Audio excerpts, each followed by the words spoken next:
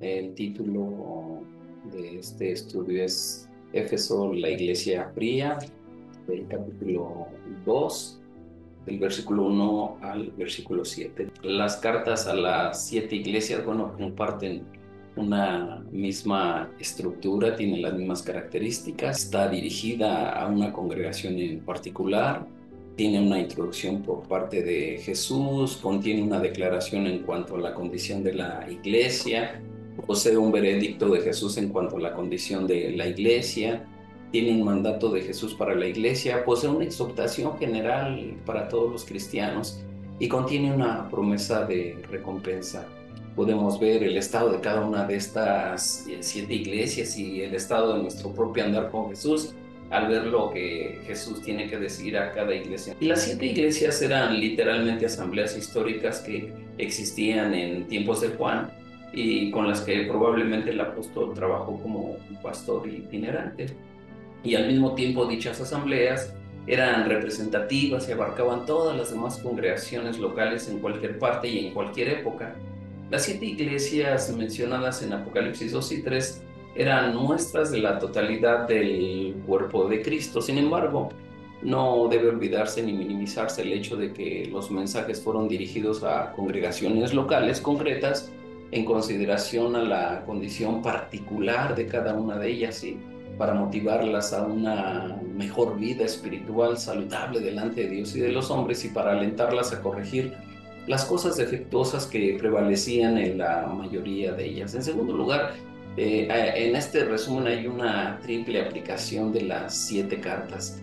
En primer lugar, hay una aplicación directa a las iglesias a las que originalmente se les dirigió. En segundo lugar, hay una aplicación universal a todas las congregaciones existentes a través de los siglos y hasta la edad presente, en consonancia con su condición respectiva. Y por último, hay una aplicación personal al corazón del estudioso del libro de Apocalipsis, al corazón de cada persona que llega a leer, a escuchar este maravilloso libro. Y bueno, esta aplicación es hecha por el Espíritu Santo en su ministerio presente en cada una de las iglesias locales.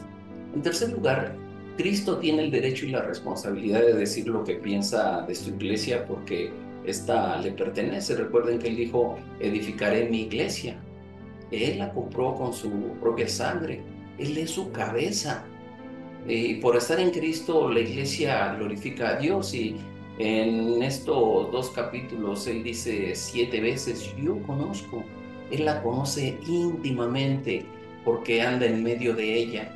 Él conoce, tiene un conocimiento pleno y absoluto de cada uno de sus miembros, de sus pastores, sus líderes. No hay absolutamente nadie que escape a su conocimiento.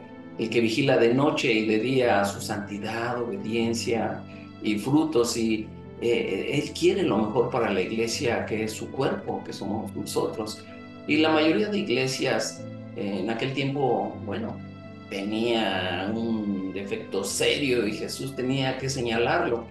Ahora nos preguntamos, ¿qué es lo que quiere el Señor de la iglesia?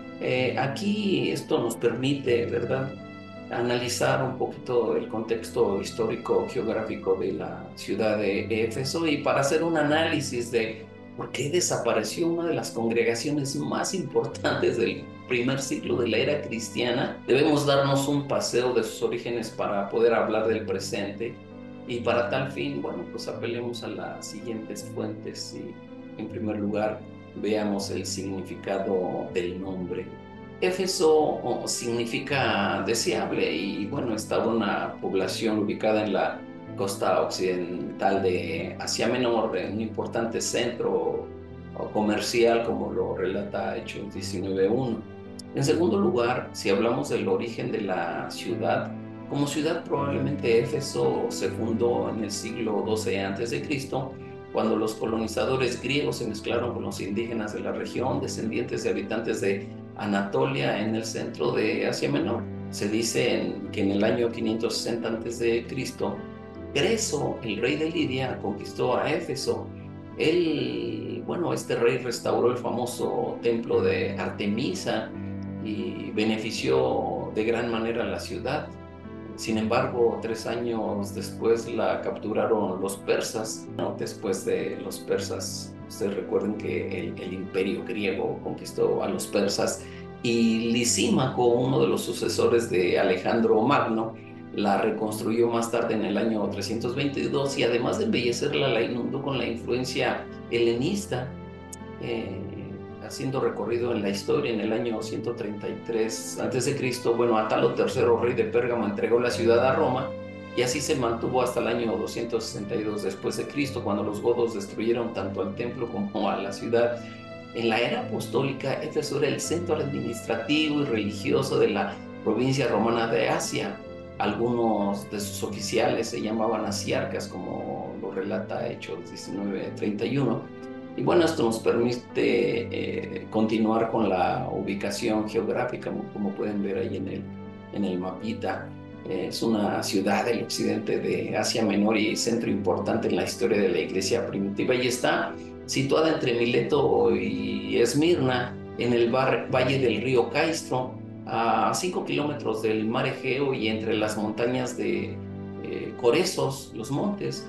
Y su excelente acceso al mar la convirtió en el principal puerto de Asia durante el Imperio Romano, y compartió con Alejandría y Antioquía la supremacía en el Mediterráneo oriental, y llegó a ser la más importante gracias a su posición geográfica y actividad industrial.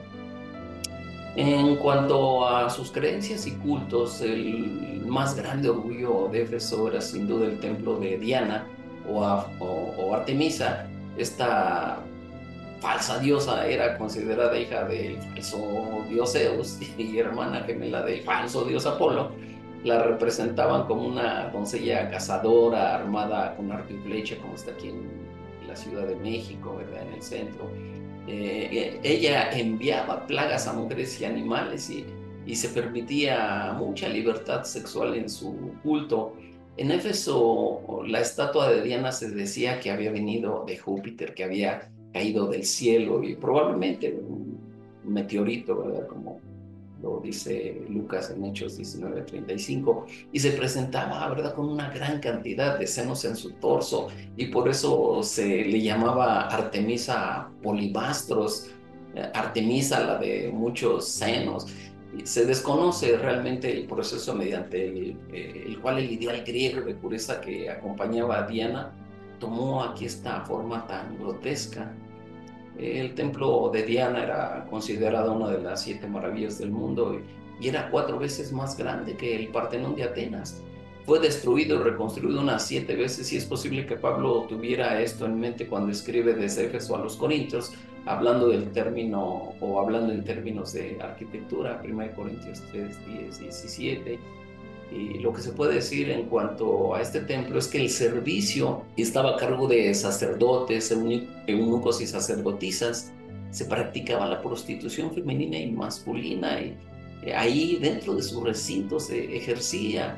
Además, también funcionaba allí un banco, quizá el primero en existir en el mundo, y el sacerdote principal supervisaba las operaciones y la gente llevaba ahí grandes cantidades de dinero. Por esa razón, muy pronto obtuvo la fama de Banco de Asia. Y bueno, la ciudad era famosa por la gran cantidad de magos y hechiceros que tenía. Ahí se vendían pequeños documentos que aseguraban que podían resguardar de peligros a sus poseedores, algo así como las indulgencias en el tiempo de Lutero, eran puras mentiras. Y en cuanto a la economía de la ciudad, bueno, Éfeso fue una de las grandes ciudades del mundo mediterráneo durante los tiempos y las razones por las cuales la ciudad atraía a tanta gente a sus centros fueron por lo menos tres: política, económica y religión. Esas eran las tres razones por las cuales tenía tanto impacto. Se puede decir también que el gobernador romano residía allí, y Éfeso prácticamente vino a ser la capital de Asia, aunque se discute si la capital fue oficialmente transferida ahí durante los tiempos del Nuevo Testamento. Sus hazañas económicas residían en el hecho de que Éfeso estaba en el gran camino que iba del norte a sur en el Asia Menor Occidental, y controlaba el comercio que fluía hacia el interior de Asia Menor a lo largo de los valles Meander y Licus, y religiosamente fue un gran centro de culto para la adoración de Diana Artemisa. Se puede decir que durante el siglo III y después de las incursiones de los godos en el año 263, fue incapaz de efectuar el esfuerzo necesario para mantener el puerto, y para el siglo IV el puerto fue obstruido rápidamente por sedimentos, y para el siglo X la próspera ciudad de los tiempos romanos estaba completamente desierta e invadida por ciénagas, y desde luego que lo inevitable sucedió. Éfeso sirvió como una cantera de primera clase para las comunidades vecinas. Y finalmente, bueno, nos preguntamos acerca de la influencia del cristianismo en la ciudad. Pablo estuvo de paso en Éfeso, camino a Jerusalén, como lo dice Hechos 18, 19 a 20, pero cuando regresó encontró ahí personas que habían creído el mensaje de Juan el Bautista, y después de oír el Evangelio recibieron el Espíritu Santo, como tenemos el relato en Hechos 19 del 1 al 7. Y el apóstol se quedó hablando con el nuevo por espacio de 3 meses en la sinagoga, pero los judíos rechazaron el mensaje, por lo cual se mudó a una escuela de uno llamado Tirano, donde permaneció 2 años. Pablo hizo ahí muchos milagros. Allí también existían ciertos exorcistas judíos que quisieron imitarlo, pero fracasaron siendo atacados por los mismos demonios. La estancia de Pablo en Éfeso sirvió entonces para propagar el evangelio en las regiones circundantes, incluyendo Colosas. Recuerden que desde Éfeso Pablo escribió a los Corintios respondiendo a una carta que recibió de ellos, 1 Corintios 16:8, y cuando se fue de Éfeso, Pablo dejó allí a Timoteo, como lo escribe en 1 Timoteo 1:3, y aunque Pablo no regresó una tercera vez a Éfeso, llamó a los ancianos de la iglesia a Mileto y se reunió con ellos en la playa, dándoles un cándido mensaje antes de su partida hacia Jerusalén, diciendo que ya no iban a volver a verlo, que ya no regresaría. Y bueno, más tarde, cuando se encontraba preso en Roma, envió por mano de Tíquico la carta conocida como Efesios, y distintos testimonios extrabíblicos dicen que Éfeso fue un centro de actividades del apóstol Juan también, y que ahí murió. Y lo mismo se dice de la Madre del Señor. La primera carta de este libro de Apocalipsis entonces se dirige a Éfeso, que es presentada como una iglesia floreciente, aunque sin su primer amor, que tiene que hacer frente a la doctrina de los nicolaitas. Y bueno, el Señor Jesucristo pues habla a esta iglesia. Pues esto nos permite continuar con la primera de las 7 cartas. Se dirige a la iglesia de Éfeso. El imperativo sugiere que esta parte del Apocalipsis fue dictada por el Señor Jesucristo al apóstol Juan, de la misma manera que dictó a Moisés los 10 mandamientos ahí en Arabia, ¿verdad? El vocablo ángel, del griego angelos, significa mensajero, y dicho término describe a un embajador enviado para llevar un mensaje, y el sustantivo ángel se utiliza para identificar a algún ser celestial enviado por Dios, como en el caso de Mateo 1:20, en el anuncio a José, en Lucas 1:11, el anuncio a Zacarías o el mensaje a Zacarías, en Lucas 1:26 y 28 también, en el mensaje a María acerca de que va a ser madre. Y bueno, este mismo vocablo, sin embargo, se usa en el Nuevo Testamento tocante a hombres, y probablemente los ángeles de las 7 iglesias es una referencia a los pastores que representaban a las congregaciones. Y como dice el doctor John F. Balford, que fuera presidente del Seminario Teológico de Dallas, él escribió: es debidamente entendido que aquí como una referencia a mensajeros humanos a esas 7 iglesias. Esos mensajeros eran probablemente los pastores de dichas iglesias o profetas a través de quienes el mensaje se entregó a la congregación.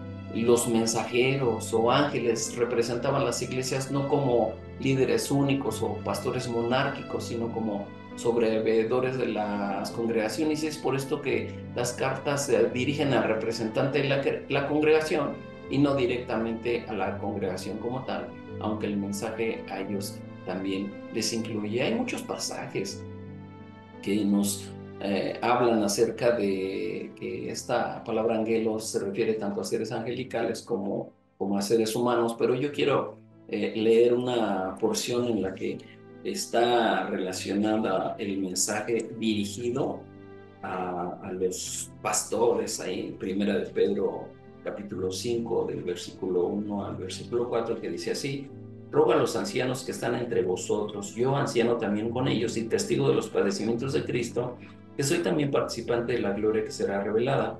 Apacentad la grey de Dios que está entre vosotros, cuidando de ella no por fuerza, sino voluntariamente, no por ganancia deshonesta, sino con ánimo pronto, no como teniendo señorío sobre los que están a vuestro cuidado, sino siendo ejemplos de la grey. Cuando aparezca el príncipe de los pastores, vosotros recibiréis la corona incorruptible de gloria. Así que esto nos permite continuar con nuestro estudio y bueno, pues vamos en este caso al origen de la iglesia. Pablo fundó la iglesia en su segundo viaje misionero y durante los 2 años y medio que enseñó en Éfeso, los nuevos cristianos llevaron el evangelio a toda la provincia. Hechos 19 relata su ministerio y la oposición por parte de los idólatras durante su primer encarcelamiento en Roma, que ya después que pasaron los años, bueno, pues Pablo les escribió la hermosa carta a los Efesios y más tarde envió 2 cartas a Timoteo, a quien Pablo había dejado para ministrar en Éfeso. Y después, bueno, pues es probable que años más tarde Juan el apóstol asumiera el liderazgo de la iglesia.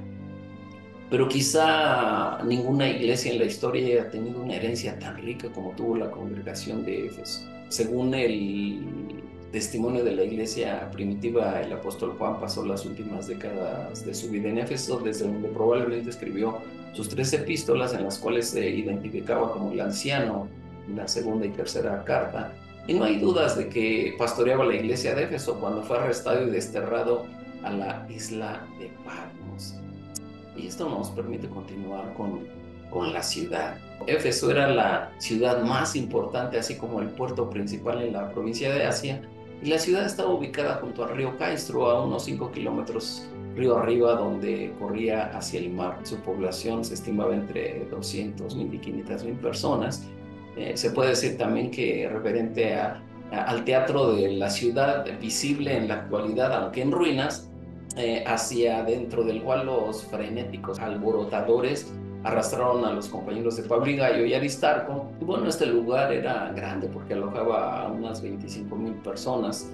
Se puede decir también que Éfeso era una ciudad libre, ¿verdad? Es decir, con gobierno propio y no había allí guarnición de tropas romanas. La ciudad era sede de eventos deportivos que rivalizaban con los Juegos Olímpicos de Atenas. Y por el tiempo en que esta carta se escribió, bueno, Éfeso era una de las ciudades principales de Asia Menor, puerto y sede del gran templo de Artemisa, Diana, que era una de las 7 maravillas, o era considerada una de las 7 maravillas del mundo antiguo.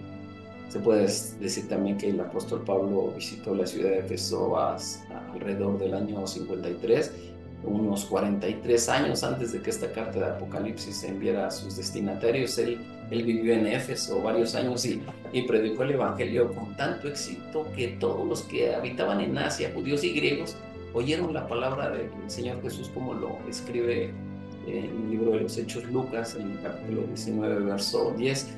Y bueno, la gran ciudad se conmocionó completamente con el mensaje de Pablo, dando como resultado que los plateros provocaran un gran disturbio cuando vieron amenazados sus negocios de hacer templecillos de Diana. Y bueno, como pueden ver ahí la ilustración, la adoración de Artemisa o Diana era inefablemente vil, ¿verdad? Su ídolo era una monstruosidad grotesca de muchos pechos y se creía popularmente que había caído del cielo, nada más falso. Y bueno, pues el templo estaba atendido por numerosos eunucos y esclavos y millares de sacerdotisas que eran poco más que prostitutas rituales, desempeñaban una función principal de adoración.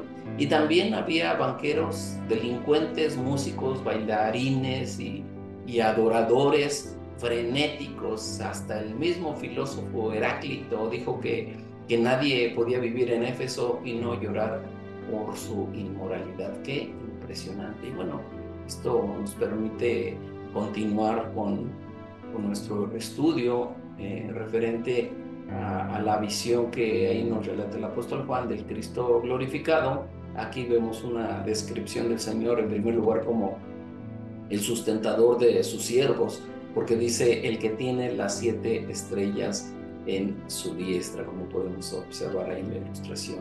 Jesús no tiene preferencia por ninguna denominación o organización cristiana evangélica. Para él hay una sola iglesia, un solo cuerpo. Y bueno, la expresión el que tiene significa tener poder sobre o sostener.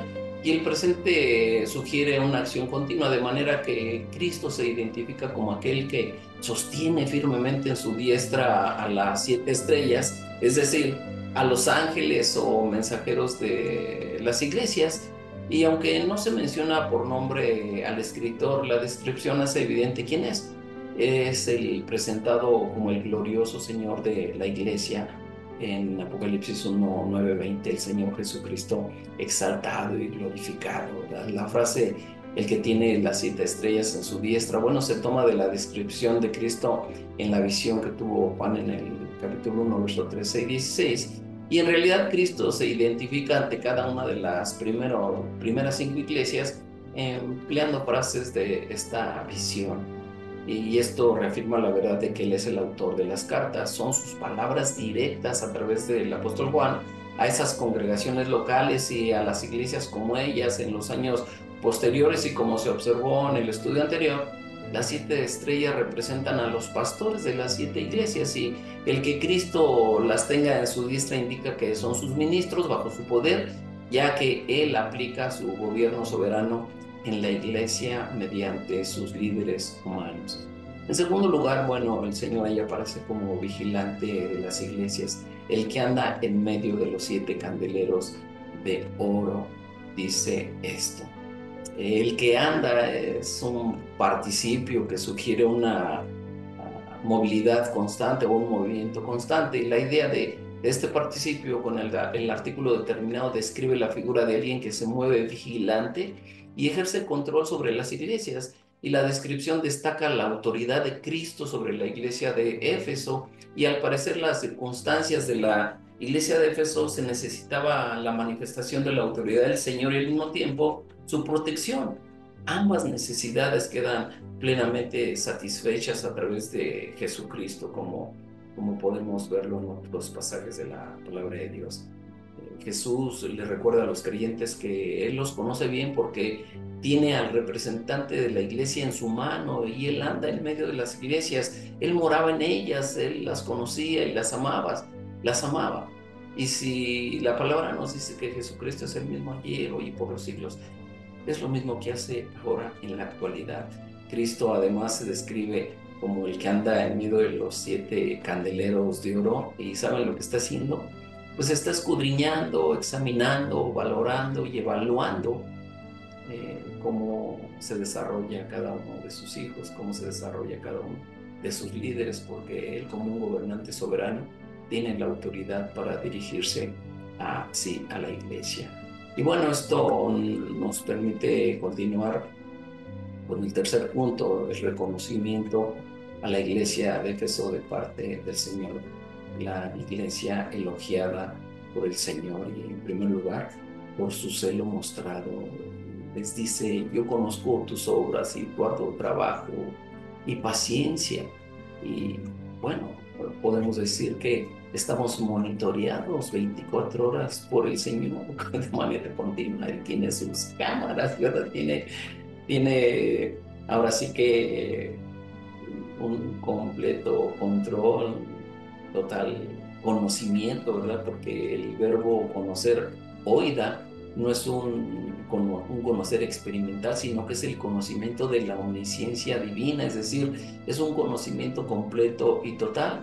Este verbo, conozco, oida, también indica el conocimiento del Señor en cada una de las 7 cartas. Y a diferencia de ginosco, el otro término que se refiere a una adquisición progresiva de conocimiento, bueno, pues oida se refiere a un pleno y absoluto conocimiento. El Señor de la iglesia sabe todo lo que hay que saber acerca de la iglesia, tanto lo bueno como lo malo, y tal conocimiento perfecto se hace evidente en cada carta cuando el Señor censura y elogia a las iglesias. Y antes de reprenderlos por sus faltas, el Señor Jesucristo elogió a los efesios por lo que estaban haciendo bien.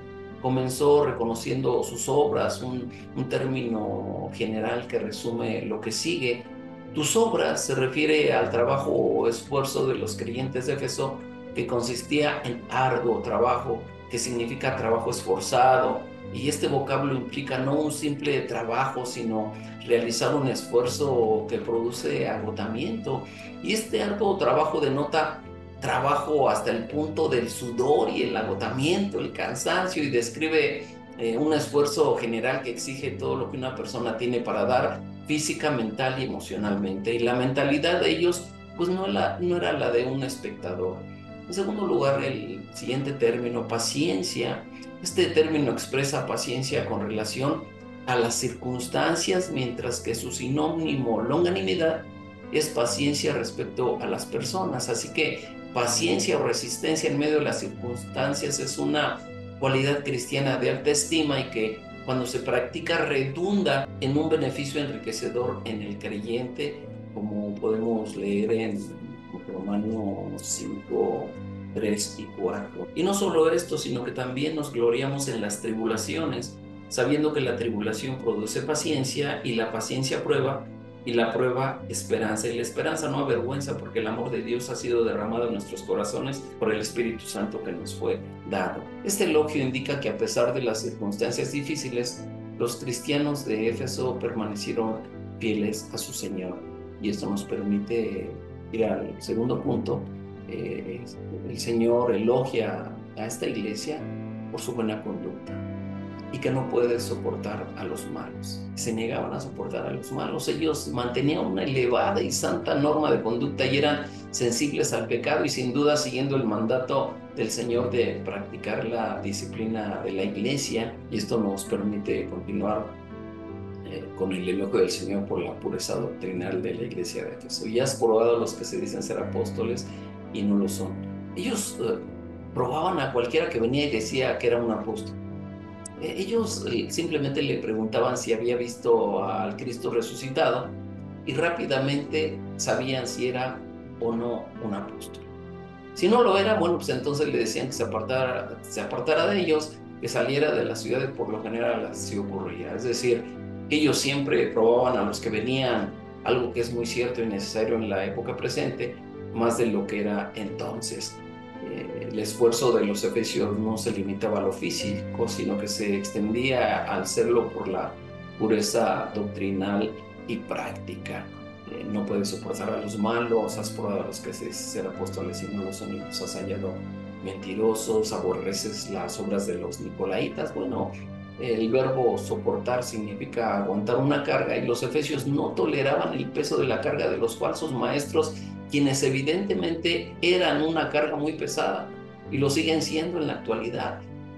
Los falsos maestros son una carga muy pesada porque enseñan falsedades, y esos maestros herejes o falsos apóstoles fueron probados con el propósito de determinar la calidad y modo de pensar de ellos, pero también la calidad y modo de vida.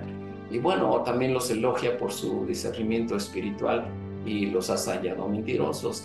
El resultado de la prueba fue que se les halló mentirosos, y eso sugiere que los líderes de Éfeso tenían el suficiente conocimiento y discernimiento espiritual para emitir tal veredicto. Y entre los falsos maestros, bueno, pues estaban los nicolaitas. Este grupo era de origen incierto, pero es evidente que era influyente, muy influyente, porque influyó en varias iglesias, como lo vamos a ver más adelante, y pudieron ser discípulos de los judaizantes o gnósticos itinerantes. Y bueno, de cualquier manera su doctrina fue repudiada por la iglesia de Éfeso. Y bueno, continuando con el reconocimiento de la iglesia, bueno, pues es felicitada por el Señor por soportar en primer lugar el sufrimiento. Dice la palabra: y has sufrido y has tenido paciencia y has trabajado arduamente por amor de mi nombre. Una traducción del texto sería: y tienes paciencia y has llevado la carga a causa de mi nombre y has trabajado hasta el agotamiento. Has trabajado arduamente por amor de mi nombre. Ellos habían sufrido, ellos estaban llevando la cruz porque habían creído en Cristo. Habían creído en el nacimiento virginal, habían creído en su deidad, en su muerte de sacrificio, en su resurrección, y tenían que pagar un precio alto por eso. Quizá en Éfeso Lo que faltaba era el fervor de la fe, porque se habla de obras, pero no se menciona la fe. Se menciona el esfuerzo hasta el cansancio, pero no se dice nada del amor. Se destaca la paciencia, pero no hay referencia a la esperanza. La asamblea de Éfeso tenía el conocimiento teológico y la disposición práctica, pero parece haber perdido la perspectiva espiritual. Y bueno, aunque aquí también vemos que el Señor felicita a la iglesia de Éfeso por su fidelidad y no has desmayado. Además de ser felicitada por haber sufrido tribulaciones y por no haber desmayado en el servicio del Señor, en general esa iglesia había permanecido fiel en su servicio a Dios durante más de 40 años. El Señor reconoce esas características de la iglesia de Éfeso y añade que a pesar del gran esfuerzo realizado en medio de las pruebas, pues no había desmayado. Los efesios habían estado firmes en su actitud de fidelidad al Señor. El desmayar no formaba parte de su actitud mental. Una virtud de la primera iglesia era su labor enérgica, incansable. Los miembros eran diligentes y activos en sus distintos ministerios y perseveraban a pesar de la oposición y tal vez de la persecución. En realidad debería decirse que no se habían cansado. Y nos preguntábamos, ¿qué es lo que él quiere decir aquí? Bueno, antes él había dicho que se había cansado y ahora dice que no se han cansado. Bueno, esta es una de las grandes paradojas de la fe cristiana y podemos ilustrarlo con lo que dijo el doctor Moody en cierta ocasión cuando llegó a su hogar después de una campaña que le había dejado agotado. Su familia le rogaba que no fuera a la siguiente reunión y él les dijo: me canso en el trabajo, pero no del trabajo. Hay mucha diferencia. Uno puede cansarse en la obra de Cristo, pero es algo trágico si usted se cansa de la obra de Cristo. Y bueno, pues estas son las palabras de encomio que él tenía que decirle a la iglesia apostólica de Éfeso. Y esto nos permite continuar con el cuarto punto. Llegamos a la parte de la exhortación a la iglesia de Éfeso. Y en primer lugar tenemos ahí en el primer inciso la denuncia del Señor por su falta de relación personal. Pero tengo contra ti que has dejado tu primer amor. Es decir, sin que realmente tengamos una comunión con Él, la carne consagrada hace todas las cosas anteriores que se mencionaron, haciendo la obra en la energía de la carne y no en el poder del Espíritu. Por tanto, pues se requiere una comunión diaria con Cristo. Dios ve los motivos en el corazón de cada uno de nosotros. Muchos lo hacen por motivos equivocados. En todas las áreas de la vida Dios ve los motivos, porque Él, si ustedes recuerdan la historia cuando Samuel llegó para escoger al rey de entre los hijos de Isaí, bueno, pues estaban ahí todos los hijos mayores y faltaba el más chico, el más pequeño, el rey David. Y bueno, cuando Samuel pensó en el primero, uno grande, apuesto, dijo, sí, sin duda será este Señor. Pero el Señor le dijo, este no es, que Dios no ve las apariencias, sino ve el corazón. Y bueno, de la misma manera, esta fuerte censura de parte del Señor es un tanto abrupta. El texto no aclara si se refiere al amor a Cristo o al amor entre los creyentes. Y la expresión has dejado es un término que se refiere a un abandono definido y triste. El verbo señala un momento concreto, específico en la vida de la asamblea de Éfeso, cuando dejaron de amar al Señor, dejaron de tener comunión con el Señor, dejaron de ponerlo en primer lugar, como ocurre quizá en muchas de nuestras iglesias en la actualidad. Ya no hay comunión, ya no hay esa pasión por la lectura, por el estudio, por la memorización, por la aplicación de la palabra. Ya no hay esa misma energía, ¿verdad? Ese mismo fuego por la obra del Señor. Y por esa razón se puede decir que el significado realmente es: pero tengo contra ti que has dejado tu mejor amor. Esto parece que fuera algo sin importancia, trivial. ¿Por qué dice esto? Lo que él estaba diciendo en realidad es: ustedes están dejando su mejor amor. Ellos no lo habían hecho aún. Y es algo difícil para nosotros en este día frío e indiferente en el que nos toca vivir, en esta era escéptica y cínica en la que vivimos, donde la iglesia se ve envuelta en las cosas del presente, es decir, que el mundo se ha metido dentro de la iglesia en una forma muy definida. Pero usted y yo hoy no podemos concebir la devoción intensa y entusiasta a la persona de Cristo que tenía la iglesia primitiva. El Espíritu Santo había llevado a los creyentes en Éfeso a una relación íntima y personal con el Señor Jesucristo, donde ellos podían decirle a Él, y confío que usted y yo podamos decir: Señor Jesucristo, yo te amo. Que salga de lo más profundo de nuestro corazón y que no solamente sea un cumplido, que no sea de dientes para afuera. Señor Jesucristo, yo te amo. Dígaselo ahora. Ellos ahora se estaban apartando de ese primer amor. La iglesia primitiva se descaminó no en la doctrina, sino en su relación personal con Jesucristo. Y la idea es que les dice el Señor: abandonaste tu primer amor. Se había enfriado a pesar de la pureza doctrinal, habían permanecido ortodoxos, pero se habían vuelto desamorados en parte a causa de las controversias quizá con los nicolaitas. El escritor catalán José Grau hace un excelente comentario tocante a la situación de Éfeso y escribe lo siguiente: la rutina cede a la espontaneidad. Los conceptos, tópicos, frases suplantan a Cristo mismo. La obra de Dios cobra más importante que el Dios de la obra. La iglesia de Cristo que el Cristo de la iglesia. Pero nos preguntamos cómo es posible. A veces el enfriamiento es apenas perceptible, un proceso lento, mucho trabajo, falta de tiempo, pocas atenciones, poca oración, un sinnúmero de situaciones que influyen para que se vaya perdiendo esta relación. El creyente no puede abandonar su amor hacia el Señor, pero el amor del Señor nunca se aleja del creyente. ¿Recuerdan ustedes lo que dice Pablo en Romanos capítulo 8, ¿verdad? Versículos 35 al 39? ¿Quién nos separará del amor de Cristo? ¿Tribulación, angustia, o persecución, o hambre, o desnudez, o peligro, o espada?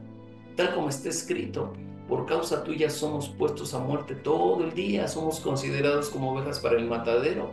Pero en todas estas cosas somos más que vencedores por medio de aquel que nos amó de tal manera que ni la muerte, ni la vida, ni ángeles, ni principados, ni potestades, ni lo presente, ni lo porvenir, ni los poderes, ni lo alto, ni lo profundo, ni ninguna otra cosa creada nos podrá separar del amor de Dios que es en Cristo Jesús, Señor nuestro. Cristo no nos ama por lo que somos, sino pese a lo que somos. El amor con el que Dios ama al creyente es verdaderamente asombroso. Dice Juan 3:1, o primera de Juan 3:1: mirad cuál amor nos ha dado el Padre para que seamos llamados hijos de Dios. Y eso somos. Por esto el mundo no nos conoce, porque no le conoció a Él. Y a pesar de las muchas áreas en que era digna de ser felicitada, se le reprende fuertemente a la iglesia de Éfeso: pero tengo contra ti que has dejado tu primer amor. El orden de las palabras en griego es muy enfático. Esta última cláusula se puede traducir así: tu primer amor que has dejado. Cristo utiliza la palabra agape, hablando de la clase de amor profundo que Dios tiene por el hombre. Y esta reprensión contrasta con lo que Pablo escribió a los Efesios 35 años antes, diciendo que nunca dejaba de dar gracias por ellos, por su fe en Cristo y su amor por los santos. Efesios 1:15 y 16. Para cuando recibieron la carta de Apocalipsis, la mayoría de los cristianos de Éfeso eran creyentes de segunda generación, y aunque habían retenido la pureza en la doctrina y en sus vidas y seguían practicando un alto nivel de servicio, les faltaba una profunda devoción a Cristo. La iglesia de nuestros días también necesita escuchar la misma advertencia, en el sentido de que la ortodoxia y el servicio no son suficientes. Cristo quiere el corazón de los creyentes, así como necesita sus manos y mentes. Y aunque tenía varias cualidades positivas de esta iglesia, Jesús conocía los corazones y les señala una falta muy profunda. Habían perdido su primer afecto, devoción y entrega a Cristo. Jesús había dicho que esto caracterizaría a los años inmediatamente anteriores a su segunda venida. Y debido al aumento de la iniquidad, dijo el Señor, el amor de muchos se enfriará. Mateo 24:12. Recuerden que Dios es celoso y se entristece cuando otros intereses y prioridades toman su lugar. Dios debe ser la prioridad número uno en nuestra vida. Ya lo decía Santiago, ¿verdad? Dirigiéndose con un mensaje muy fuerte: oh almas adúlteras, ¿no sabéis que la amistad del mundo es enemistad hacia Dios? Por tanto, el que quiere ser amigo del mundo se constituye enemigo de Dios. ¿O pensáis que la Escritura dice en vano: Él celosamente anhela el Espíritu que ha hecho morar en nosotros? Esto lo dice Santiago en el capítulo 4, versos 4 a 5. La falta de amor no es una cosa pequeña o solo indiferencia. El primer mandamiento de Jesús es: amarás al Señor tu Dios con todo tu corazón, con toda tu alma y con toda tu mente. Y el amor a Dios es esencial porque Cristo dijo que el que tiene mis mandamientos y los guarda, ese es el que me ama. Pero el que no guarda los mandamientos de Cristo, pues lógicamente no ama al Señor. Y bueno, Pablo escribió: el cumplimiento de la ley es el amor, y que el amor en la vida del creyente es mayor que la fe y la esperanza. Y amar a Dios es el motor de nuestra adoración, de nuestra entrega a Dios y de nuestra obediencia a Él. Pero también la denuncia del Señor es por su olvido, y les dice: recuerda por tanto de dónde has caído. Esta exhortación es enfática. El verbo recuerda es el presente imperativo, una voz activa, y sugiere una acción continua. Es decir, o no dejes de recordar. El mandato es mirar al pasado y recordar el lugar donde habían estado.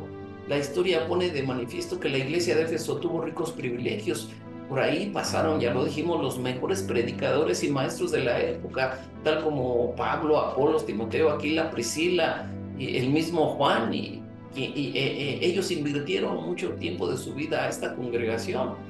Y bueno, pues la distancia de la caída era considerable, de un devoto servicio de amor a un nivel más bajo de irreprochable ortodoxia, una frialdad regular que hacía que la congregación fuera esplendorosamente ineficaz.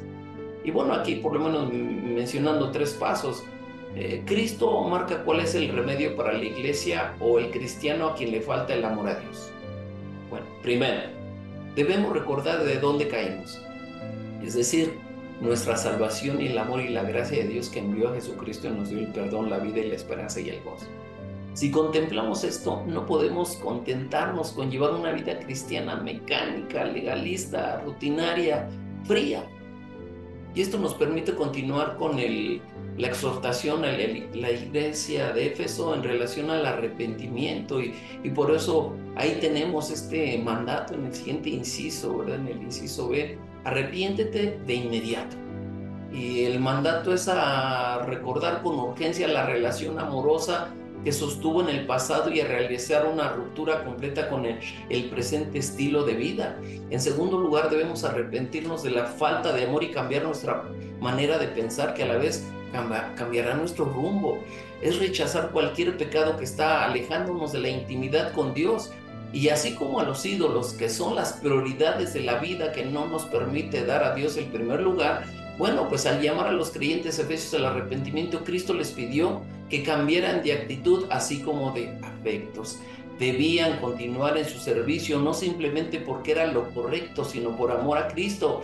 El Señor advierte a la iglesia que si no respondía, se extinguiría la luz de su testimonio en Éfeso, como lo podemos ver en el siguiente punto. Por eso les llama a la obediencia de Dios: y haz las primeras obras.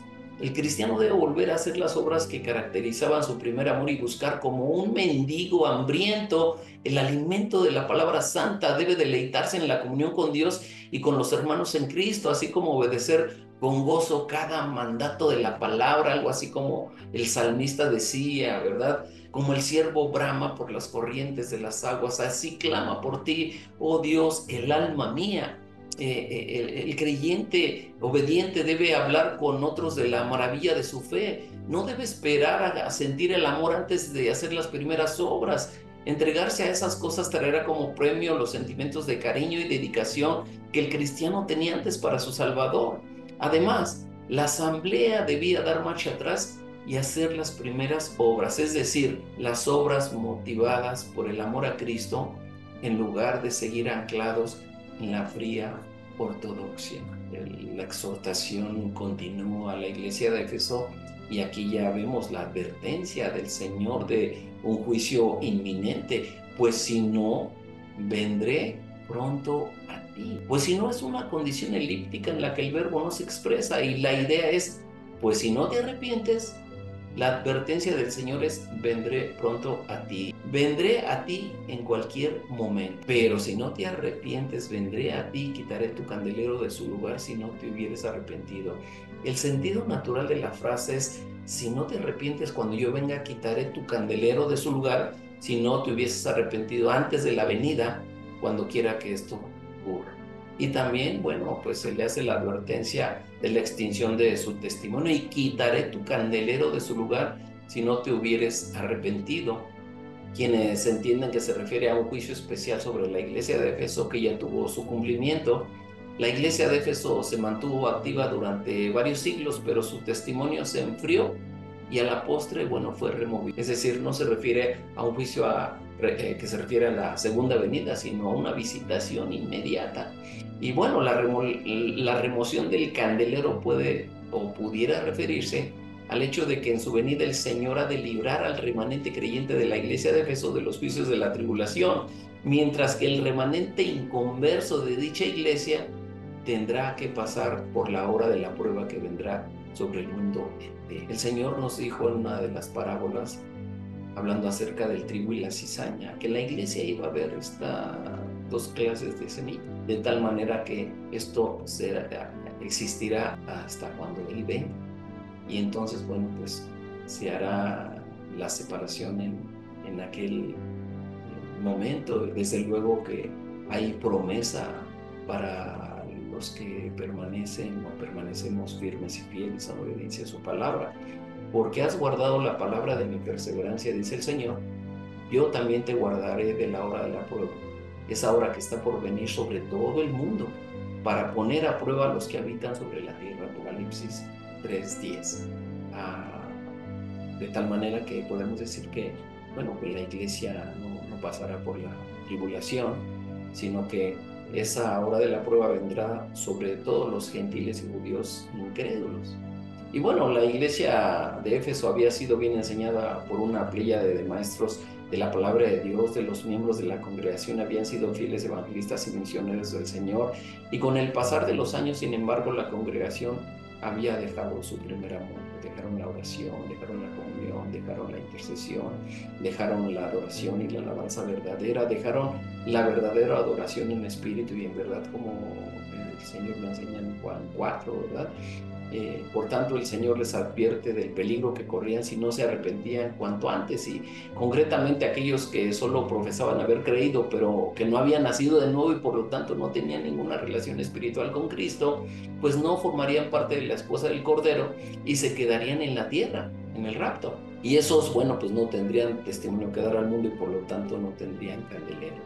Si la iglesia no vuelve a manifestar el amor a Dios, bueno, Jesús advierte que quitará su candelero, o sea, su luz que brillaba en las tinieblas de Éfeso con el resplandor del Evangelio.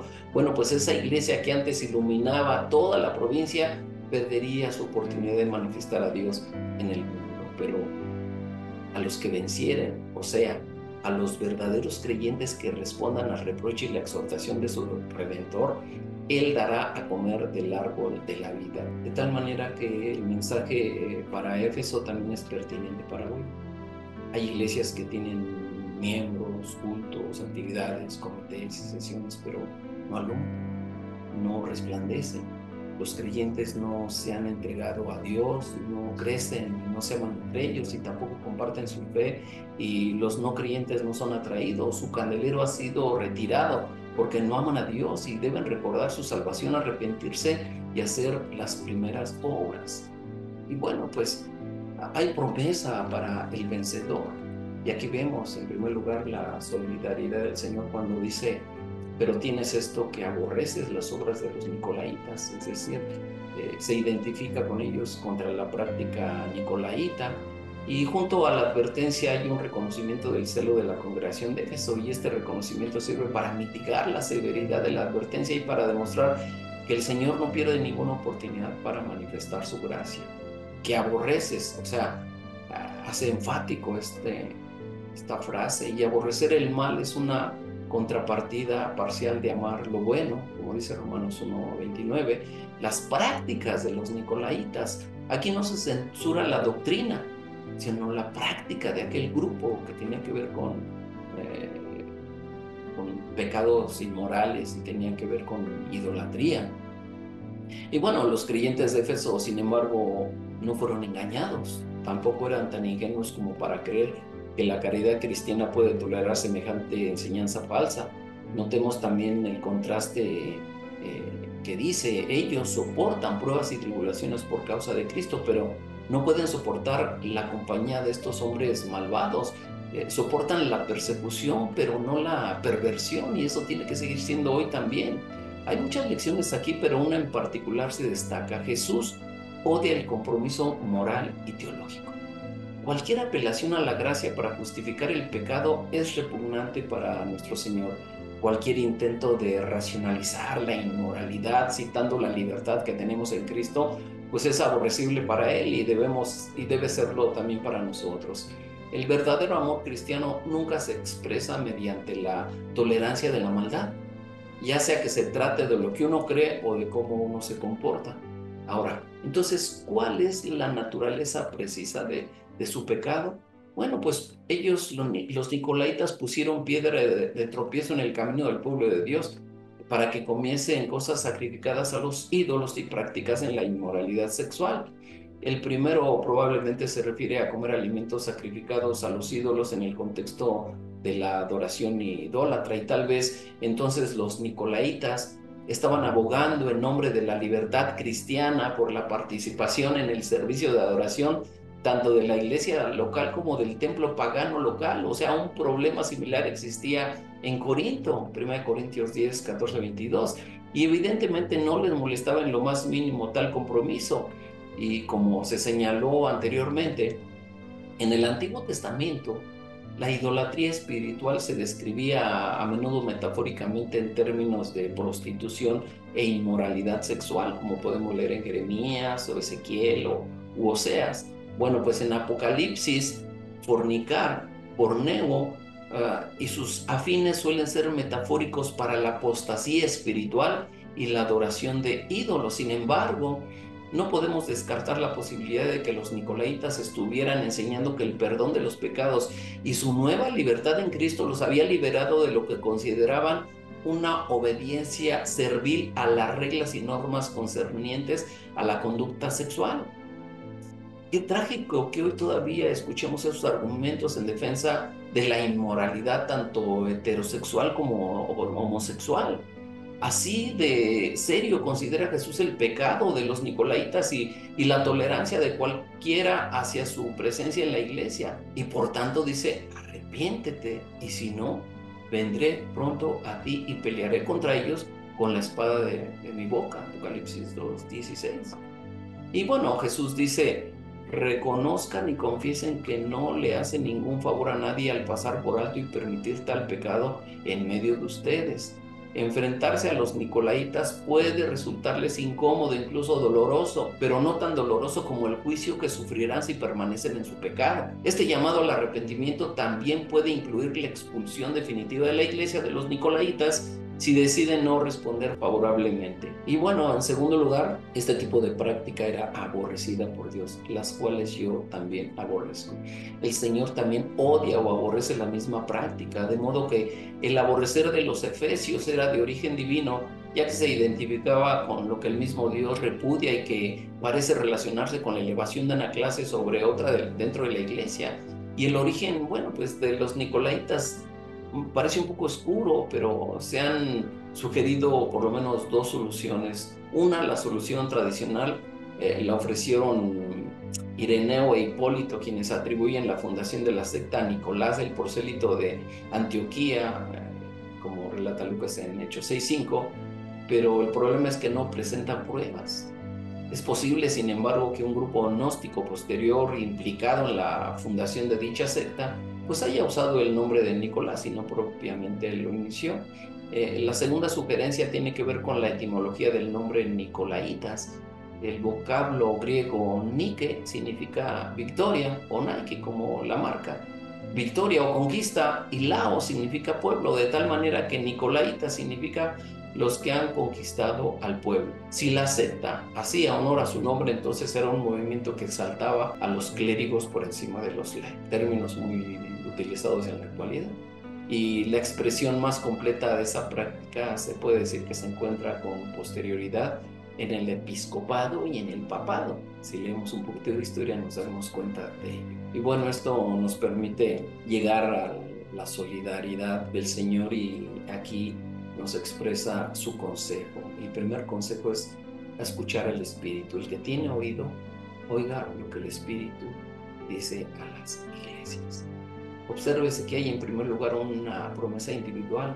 Había en la iglesia de Éfeso individuos que tenían sensibilidad espiritual para escuchar y distinguir la voz del Espíritu Santo. Y en segundo lugar, bueno, hay una aplicación universal. El mensaje para la iglesia de Éfeso debe ser escuchado por todas las demás congregaciones, puesto que las mismas verdades son aplicables cuando existen las mismas condiciones. En segundo lugar, el consejo del Señor es a mantenerse fiel. Al que venciere le daré a comer del árbol de la vida. ¿A quién se refiere esta frase? ¿Quién es el vencedor? Bueno, en Apocalipsis 21, 7, 8, el vencedor se contrasta con el que se pierde, es decir, los cobardes e incrédulos o abominables y homicidas. Y en primera de Juan 5, 4, el vencer se atribuye al acto de la fe salvadora y libra para siempre al creyente de los errores del sistema mundial. Según primera de Juan 2:14, vencer se iguala con la derrota de Satanás a través de la palabra de Dios que habita en el creyente. Por eso Pablo aconseja a los Colosenses de 3:16 que la palabra de Cristo more en abundancia en vosotros, enseñándoos y exhortándoos unos a otros, cantando con gracia en vuestros corazones al Señor con salmos, himnos y cánticos espirituales. Ahí está, ¿verdad?, lo importante de que la palabra de Dios more en abundancia en nosotros. En Juan 16:33 se expresa que el creyente vence en virtud del triunfo de Cristo sobre el mundo. En 1 Corintios 15:44 el creyente vence la muerte en la primera resurrección cuando Cristo venga. En Romanos 8:37 el creyente es más que vencedor en Cristo sobre todo lo que intente separarle del amor de Dios. En conclusión, la designación de vencedor aplica no solo a algunos, sino a todos los verdaderos creyentes. Las cartas van dirigidas a 7 iglesias de carácter mixto con creyentes inconversos entre sus rangos, y por consiguiente hay amenazas de juicio contra quienes solo profesan creer, en contraste con las promesas de bendición para quienes genuinamente son hijos de Dios. Tanto el castigo como los galardones son autorizados y otorgados por el mismo Señor Jesucristo como el juez y árbitro que discierne entre la falsa profesión y la realidad, es decir, entre los que verdaderamente han creído y los que no, entre los verdaderos cristianos y los falsos cristianos. Y una prueba de que el vencedor se refiere a todo creyente se observa, por ejemplo, en el hecho de que todos los salvos tienen acceso a los frutos de la vida eterna. El verdadero creyente nunca está en peligro de sufrir la muerte segunda, porque dice el Señor, le daré a comer del árbol de la vida, la cual está en medio del paraíso de Dios. Y esta frase habla de la gracia de Dios. Les daré sugiere un regalo hecho por decisión propia y como un acto de buena voluntad, y a comer sugiere una relación íntima, algo de comunión, como podemos leer en Juan 6, 51, 59, cuando dice Jesús, yo soy el pan vivo que descendió del cielo. Si alguno come de este pan, vivirá para siempre. Y el pan que yo también daré por la vida del mundo es mi carne. Los judíos entonces pretendían entre sí diciendo, ¿cómo puede darnos a comer su carne? Entonces Jesús les dijo, en verdad os digo, si no coméis la carne del Hijo del Hombre y bebéis su sangre, no tenéis vida en vosotros. El que come mi carne y bebe mi sangre tiene vida eterna, y yo lo resucitaré en el día final, porque mi carne es verdadera comida y mi sangre es verdadera bebida. El que come mi carne y bebe mi sangre permanece en mí y yo en él. Como el Padre que vive me envió y yo vivo por el Padre, asimismo el que me come, él también vivirá por mí. Este es el pan que descendió del cielo, no como el que vuestros padres comieron y murieron. El que come este pan vivirá para siempre. Esto dijo Jesús en la sinagoga cuando enseñaba en Capernaum. Y bueno, del árbol de la vida, esta es una designación que recuerda a Génesis 2:9 y 3:22 y anticipa lo que dice Apocalipsis 22:2 y 14. El pecado vedó al hombre el acceso al árbol de la vida, pero el creyente recupera el disfrute de dicho árbol en virtud de vencer el mal en Cristo, en lugar de ser vencido por el mal como ocurrió en el huerto del Edén. Y una nota de interés es el hecho de que la palabra árbol es el mismo vocablo que se usa en el Nuevo Testamento para designar la cruz de Cristo. Fue en el madero o árbol de la cruz donde Cristo llevó nuestra maldición para que nosotros podamos recibir la bendición de la vida eterna. Y bueno, pues hay varios pasajes, ¿verdad?, que nos hablan acerca de estas cosas, pero bueno, voy a leer solamente 1 Pedro 2:24, que dice: y Él mismo llevó nuestros pecados en su cuerpo sobre la cruz, a fin de que muramos al pecado y vivamos a la justicia, porque por sus heridas fuisteis sanados. Así que esto nos lleva al último punto, a tener esperanza, hablando acerca de dar a comer del árbol de la vida, el cual está en medio del paraíso de Dios. El vocablo paraíso describe un huerto o un oasis oriental utilizado para el placer y el bienestar de los monarcas de la antigüedad. Y aquí en Apocalipsis 2:7, inciso C, se refiere a la habitación de Dios, un hogar permanente de los redimidos de Cristo, los que fueron comprados con su preciosa sangre. Y lo que originalmente era un huerto de gozo ha tomado la connotación de los nuevos cielos y la nueva tierra. El paraíso de Dios, bueno, probablemente es uno de los nombres del cielo, porque dice el Señor en Lucas 23:43, cuando aquella historia, ¿verdad?, de la muerte de Jesús en medio de dos ladrones, uno de ellos le pide, ¿verdad?, que tenga un recuerdo del Señor: acuérdate de mí cuando vengas en tu gloria. Y bueno, él entonces le dijo: en verdad te digo, hoy estarás conmigo en el paraíso. Que él fue arrebatado al paraíso y escuchó palabras inefables que al hombre no se le permite expresar. Segunda de Corintios 12:4 es otro pasaje que nos habla acerca de este lugar que ahora está en la presencia inmediata de Dios, en la antesala del trono de Dios. Y bueno, las únicas otras referencias que se hacen al paraíso en el Nuevo Testamento probablemente se identificará con la Nueva Jerusalén en el estado eterno. Y bueno, pues esta palabra de ánimo para seguir en el amor verdadero les recordó otra vez de la provisión misericordiosa de Dios, en el sentido de que serían salvos en el tiempo y la eternidad. El amor a Dios no se forja cumpliendo mandatos legalistas, sino respondiendo al conocimiento del amor divino que se posee y apreciándolo en su justo valor. Y con esto llegamos a la conclusión. Así que la primera de las 7 cartas se dirige a la iglesia de Éfeso. La asamblea de Éfeso era notoria por su impulso hacia Dios y su fervor y su celo doctrinal, pero eso lo dejaron. Y bueno, esta congregación evidentemente fue una iglesia misionera durante toda una generación y se destacó en el Asia Menor, era la madre de las otras iglesias, pero dejó de hacerlo. Pero a pesar de todos los privilegios, la iglesia de Éfeso abandonó su privilegio. A pesar de hacer esto que acabamos de mencionar en los 2 puntos anteriores, abandonaron su privilegio. Ya no fuera su prioridad el Señor, su prioridad la adoración a su Dios, levantarse de madrugada o velar en la noche, o orar en la tarde, o darle acción de gracias en todo el día. El Señor, en su gracia y misericordia, reconoce las virtudes de la congregación, pero a la vez le advierte de la necesidad de regresar a su relación original con Dios. Y ese es el llamado. Eso es un llamado para los cristianos, para que restauren su comunión. Y esta es una oportunidad para volverse a Él.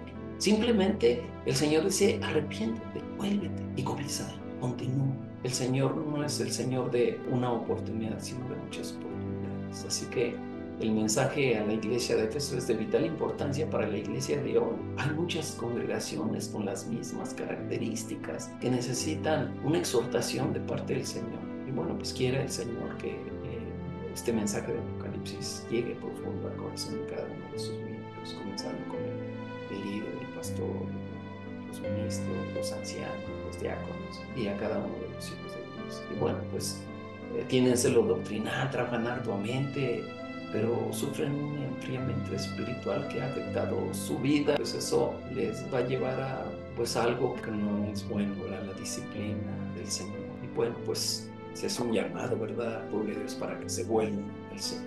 Vamos a... Señor, te damos gracias en esta hora, en el nombre precioso de Jesús, por tu bendición. Gracias por estar con nosotros, Padre Santo. Permítenos amarte con todo nuestro corazón, que ese amor de Cristo continúe movilizándonos, Señor Dios, para buscar la comunión contigo, con tus hermanos, Señor Dios, compartiendo con las personas que no te conocen el Evangelio de la Iglesia de Dios. Padre, pedimos tu bendición para cada uno de las iglesias en nuestra nación, en nuestro país, para tu iglesia única, tu iglesia universal, tu iglesia cristocéntrica alrededor del mundo, Señor Dios, que podamos volver sobre nuestras rodillas, como dice tu palabra, si se humillara mi pueblo, sobre el cual me has invocado, y llevar y me buscar en mi rostro, y se convirtieren de sus malos caminos, entonces yo oiré desde los cielos, perdonaré sus pecados y sanaré su tierra. Este es un mensaje poderoso para la iglesia, pero también hay un llamado para aquellos que no son ni forman parte de la iglesia. Ahora Él manda a todos los hombres en todo lugar que se arrepientan, que pidan perdón, que entreguen su vida a Cristo, pues Él ya hizo su obra en la cruz. Y ciertamente, pues el anhelo de nuestro corazón es de que cada persona que no conoce a Cristo le conozca. Solo tiene que arrepentirse de sus pecados, confesar públicamente su pecado, creer que Jesús murió en una cruz y que se levantó de entre los muertos al tercer día. Y la persona que tome esta decisión, sin duda, la palabra del Señor dice que el que cree en Él no es condenado, pero el que no cree ya ha sido condenado porque no ha creído en el nombre del unigénito Hijo de Dios. Pero el mundo debe saber que de tal manera amó Dios al mundo que ha dado a su Hijo unigénito, para que todo aquel que en Él cree no se pierda, mas tenga vida eterna. Quiera Dios que el llamamiento que hace el Señor a través de su palabra sea respondido primero por su iglesia y segundo por aquellos que aún no le conocen. El Señor les bendiga.